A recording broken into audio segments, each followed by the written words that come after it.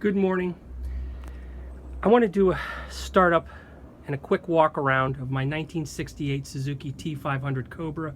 I did have it started. It's about 35 degrees out here. I can't get these videos to upload, so a disclaimer, I did have it started. It starts within a couple of kicks.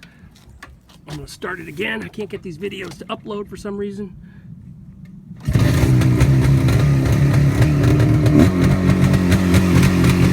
Little high idle because it is still cold. Just wanted to show that it does run.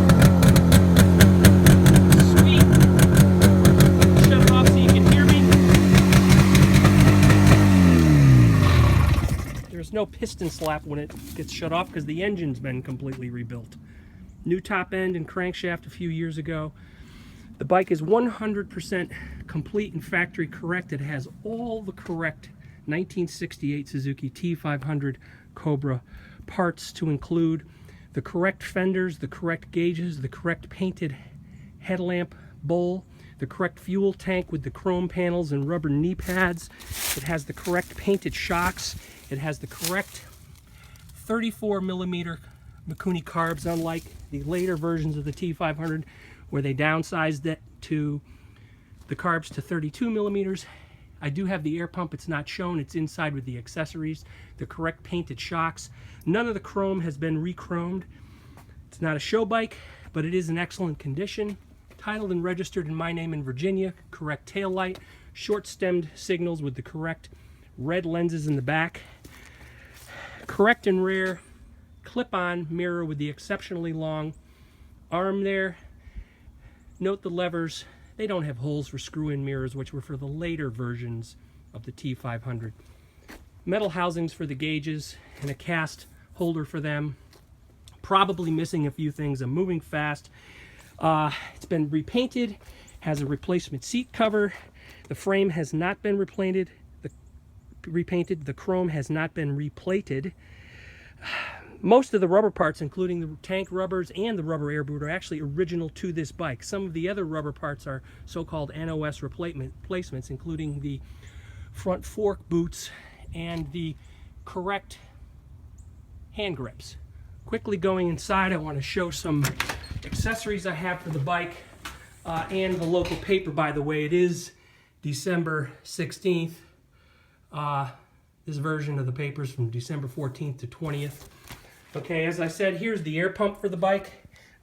Snaps right into the side of the frame. There's the nozzle. There we go. Excellent condition. Owner's manual with the rare vinyl case underneath. I want to show a picture of the toolkit because I also have that. Here is a replacement or reproduction owner's manual made by Paul Miller Vintage Suzuki in Kensington, Connecticut. Here is the vinyl holder for the owner's manual. There is the toolkit, titled and registered in my name. There's the title. There's the parts manual for the toolkit. This toolkit, by the way, is the complete original kit with the universal wrench and handle and the other parts, including the rare and exceptional bag, as is shown in the manual, which is for the Cobra.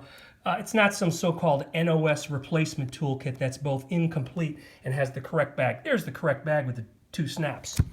Later versions of the tool kits for the Suzukis had this bag here with the D and the E on it, and you can, on my 1970 manual, which is not included, if you look with a magnifying glass at the toolkit in there, you can see that. I've got some spare keys for the bike, the correct original service manual, which also shows this wonderful Suzuki special toolbox, which I'll go over in a minute, but this is the correct original manual because it shows the Cobra in it. It's unlike later versions, which many people have, that do not show the Cobra. There's an aftermarket period correct book, an original carburation and carburetor book. There's a copy of the Cycle World from December of '67, which tested the Suzuki, and also something put out that's very rare by Suzuki after the fact. The bottom line is a Cycle World supplement, and it gives the Suzuki T500 Cobra test, but a letter basically saying that they've made some changes to the bike after the test They lengthened the frame, changed the rear tire, etc. And there's also Cycle World tests in here from competitor bikes at the time, like the BSA Spitfire. There's the Suzuki 500 test, the Kawasaki 350 and 650. I think there was a Honda 450 in here. There you go. Again, it was put out by Suzuki after the test to show some improvements along with the competitors. I also have a book here for all the Suzuki production motorcycles of the time. I'll include in the sale of this bike. These I forgot I had. These are the original bolted signal lights. I'll include those in the sale. Very, very rare. I've got them. They can go on the bike. I've got signals on it, but those can be replaced. Here is the exceptionally rare heavy gauge metal special toolbox. Open it up. I have some additional tools which are outside of and in addition to the toolkit.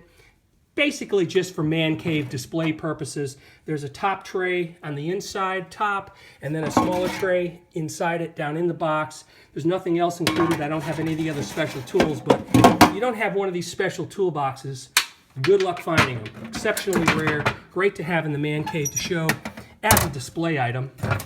And I will just leave it at that. I'm, again, moving fast. Hope I'm not missing anything. Got the air pump, title, all the other stuff. I guess that's it. Thank you for watching. This T500 Cobra is for sale. Feel free to contact me through YouTube or at ec20120@gmail.com.